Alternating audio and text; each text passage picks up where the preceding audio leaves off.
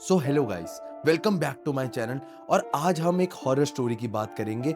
ये मुंबई की horror story है। ये कहानी है डिसूजा चौल की, जिसे इंटरनेट पर मुंबई का नंबर 1 हॉन्टेड स्पॉट कहा जाता है। ये कहानी है कबीर नाम के एक आदमी की। कबीर एक काफी रेप्यूटेड फैमिली से बिलोंग करता था और पहले एक अच्छे अपार्टमेंट में रहता था, लेकिन कुछ फाइनेंशियल इश्यूज की वजह से उसकी जिंदगी पूरी तरीके से बदल गई। अब कबीर को एक ऐसी जगह चाहिए थी जहां पर रेंट बहुत कम हो। उसके एक दोस्त ने उसे महिम में डिसूजा चौल में एक छोटा सा घर दिलवा दिया, जहां रेंट लगभग ना के बराबर था। जब कबीर पहली बार वहां पहुंचा तो शाम के वक्त पूरा चौल बिल्कुल सुनसान था। ना कोई बच्चा, ना कोई आदमी, ना कोई आवाज। कबीर को यह जगह बिल्कुल भी अच्छी नहीं लगी। उसे उस जगह से घिन महसूस होने लगी। अगली सुबह जब वो उठा तो उसने देखा कि वहाँ के लोग सब नॉर्मली रह रहे हैं। सब कुछ नॉर्मल लग रहा था। जैसे ही शाम हुई, सब लोग अपने अपने घरों में जाकर बंद हो गए। पूरे चौल में फिर से शांति हो गई। उसी रात लगभग 11 बजे कबीर बाहर खड़ा होकर फोन पर बात कर रहा था और तभी उसकी नजर एक औरत पर पड़ती है जो सीढ़ियां चढ़ते हुए ऊपर जा रही थी। वो औरत हर बंद दरवाजे पर नॉक कर रही थी। कबीर को लगा शायद कोई सामान बेचने आई होगी, लेकिन कोई भी दरवाजा खोल नहीं रहा था। थोड़ी देर बाद वो औरत कबीर के घर के सामने रुक गई। उसने अंदर झांका और फिर सीधा कबीर की तरफ देखने लगी।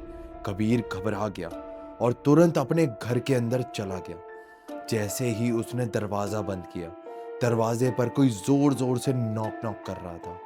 कबीर ने हिम्मत करके दरवाजा खोला। सामने वही औरत खड़ी थी।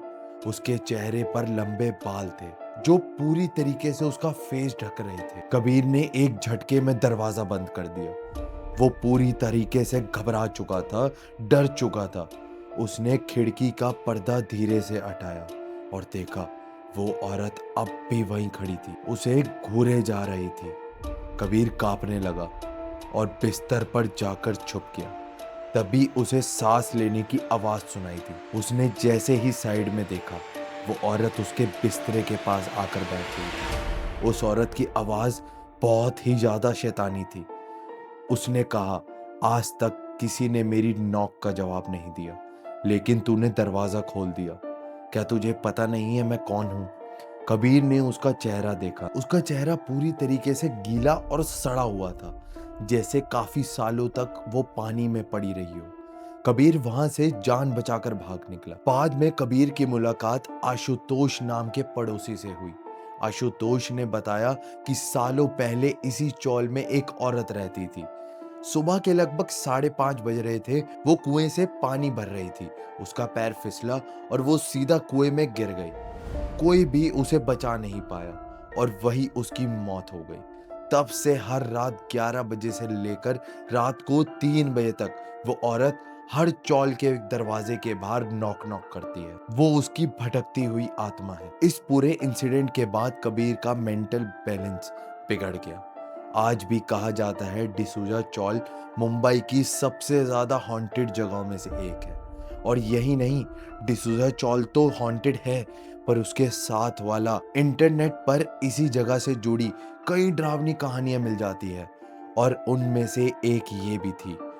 महिम में सिर्फ डिसूजा चौल ही नहीं, इसके पास कुआं भी हॉन्टेड माना जाता है। अगर आपको ये कहानी पसंद आई हो तो वीडियो को लाइक और चैनल को सब्सक्राइब जरूर करें। शुक्रिया।